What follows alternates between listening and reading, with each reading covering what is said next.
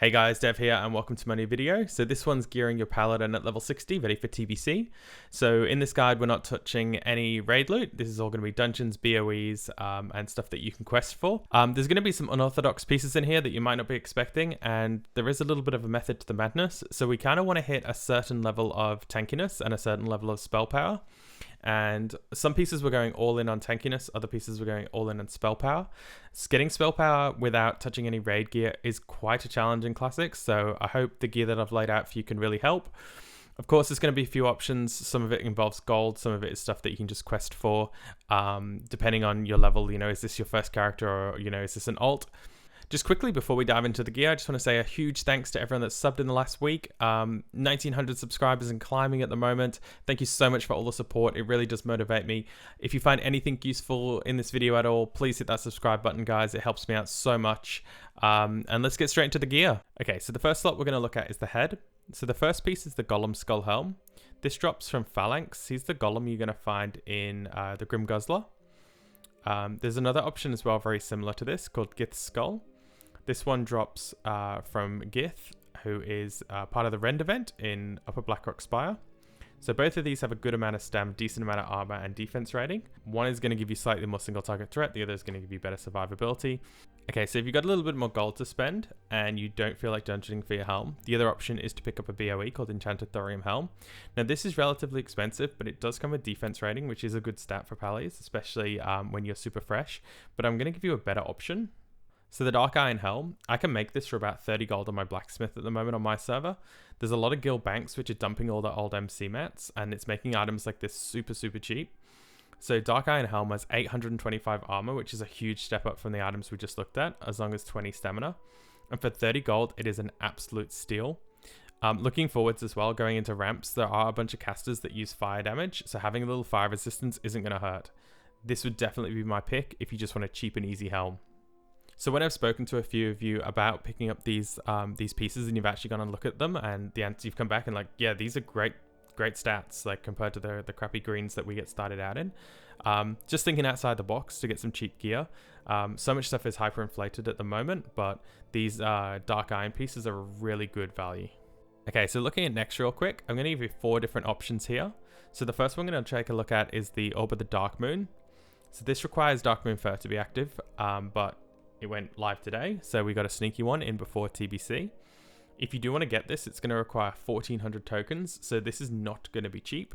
But if you've got a lot of gold, this is a really nice piece to pick up. This is actually still what I use in Phase 6 for my spell power neck. There are better options, but I got this without having to yoink it from any casters. So another great option would be Amulet of the Dawn. So this is the turn-in from the rep rewards up at Light's Hope Chapel. So you're going to get 13 stam, 13 int, and a good bunch of spell damage. Again, probably not going to be cheap at this point in the game. There's a lot of people that are going to be trying to pick these up. So the next piece I'm going to talk about quickly is Animated Chain Necklace. This is probably going to be the easy one for you to get. You should be running some Strat Undeads and some Scholars. This one drops some Strat Undead. It is a healing neck, so I would suggest don't try and yoink it from a healer. But if the healer that you're playing with already has it, doesn't want it, you're getting 7 stamina with 11 spell damage. So it's a really good option. A lot of people haven't thought about healing gear to tank in, but with the changes to getting a third of the healing as spell power, it's actually really awesome. So the last neck I want to quickly chat about is Diana's Pearl Necklace. So this drops in Strat Live, and a lot of people don't go and kill Cannon Master Wily, but if you're doing this run, you're tanking, let the group know that you're going to go kill him because you really need the neck. So this is 8 stam, 8 int, 9 spell damage, but you also get a little bit of spell hit rating. Not something we normally gear for, but it is a nice little add-on. Okay, in the shoulder spot, there's not a lot of fantastic options. So we are going to be PvPing here for the shoulders. Once you get your 2-step bonus, you're going to have an extra 23 damage and healing. And that, with the 20 that's already on the shoulders, is a massive amount of spell damage that's really going to help you with your threat. Okay, so AV weekend is going to be the weekend before TBC release, and you should be doing some AV to pick up the back. The back is really good here, so you're going to get 14 spell damage and healing with 11 stamina. Okay, so the other option for your cloak is going to be trying to grab a readout cloak. So on my server, there's heaps of dudes that sell Dire Maul tribute buffs, so they go clear the instance on the hunter for you. And what that means is they generally get a box of loot, at the last boss, and that loot can be looted by somebody that hasn't killed the boss. So if you see these guys that are selling buffs, flick them a message and say, hey, if you get a readout cloak, you know, I'd be interested in buying it.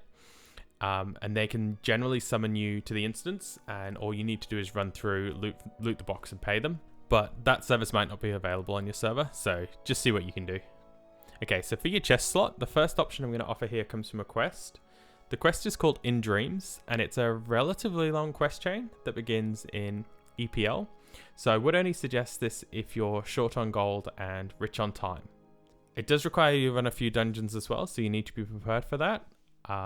But there are better options, so let's cover that really quickly. Now, if you have gold, Icebane Breastplate is just ridiculous. It is the only other defense chest in the game for Prot Paladin. So you're going to get over 1,000 armor with 24 stamina, in a little bit of strength, 12 defense rating, and if you do want a dungeon for a chest, the only other real good option for Prot Pally is Plate of the Shaman King. So this comes from Lower Blackrock Spire from High Lord Omok, and it's not too far away from the entrance, so it's pretty easy farm. But if you look at the armor on this one, it's over 400 less than the Icebane. And a lot of guilds right now, they're just dumping stock. A lot of people are dumping stock, and the Icebane piece can be extremely cheap to make. Okay, so following on for the Icebane braces. So these are a great another crafted option, super defensive, 7 defense, 450 armor, and 13 stamina. Again, it's one of those crafted pieces that if you can afford it, just go for it. So if you can't afford to get the Icebane braces, the other ones you can get are the Soulforge braces. So to get these, you'll need the Dungeon Set 1 braces, and you turn them in Ironforge for Alliance, wherever that may be for Horde, and that's going to start your 0.5 quest line. So the braces are the first part. If you want to go for more Soulforge, it is a really good set. You will need a bit of gold to buy the things that you need for the quests, and the quests are quite lengthy. It's something I always wanted to do, but didn't have the bank space for. But if you're a new paladin, the Soulforge set is really good if you have the time and the money to get it done. So I suggest you research the entire set if that's something that might interest you. Okay, for the belt, the first one we're going to look at is the Iron Vine belt. So this has got 12 stam, over 400 armor, and 5 defense rating. So right now, this is only going to cost me about 10 gold to make. So even if you are new to the game, finding someone to craft this and buying the mats yourself and getting them to make it for you is a really good investment. If you're running dungeons, you've got the Deathbone Girdle. Now, the Deathbone set, we'll talk about this real quickly, is a set that drops in Scotlow. There's 5 pieces in total, and it is kind of one of those sets that was made for Prot Paladins. It's going to give you stamina, defense rating, and MP5. The MP5 isn't as big now that you're getting mana back from getting healed. But if you are running Scotlow, keep a lookout for these pieces and just grab them if they drop. While you're running around in BRD, you've got the Stonewall Girdle if you don't get the other options. So this is 12 stam, 484 armor, and 5 defense rating. So Grizzle's in the arena, and basically every time you go into BRD, you're going to start off near the arena. So if you don't have a belt that's better than this yet, just do a quick arena run and you might pick this up. Okay, looking at the legs now. So the legs are going to be the second piece of our PvP gear. So highly suggest you PvP for legs and shoulders. This is going to unlock that 28 damage and healing I was talking about earlier.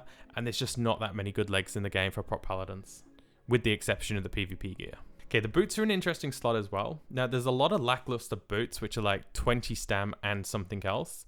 And they drop in most of the endgame dungeons. So chances are you're going to see some sort of boots at some point. If you're looking what I like to think are the best boots, I'd say Deathbone Sabs. These drop in Scholar as well, part of that Deathbone set we just talked about. And you get 15 defense rating on there, which is just gigantic for a pair of boots. And a little bit more MP5. So jumping into the rings now. Now, we're going to use ring slots for spell damage and healing. Generally, rings with damage and healing, they're weighted really heavy because of casters. So you've got Eye of Orgrimmar and Songstone of Ironforge. One is for the Horde, one is for the Alliance. I'm pretty sure you can figure out which one's which. This is a quest to save Princess in BRD. So jump on the Wowhead, look these items up, and this is something that you can do. There's no chance of not getting it. It's a quest. Just get it done. Awesome spell damage ring. So the other ring you can get as well is Lawkeeper's Ring.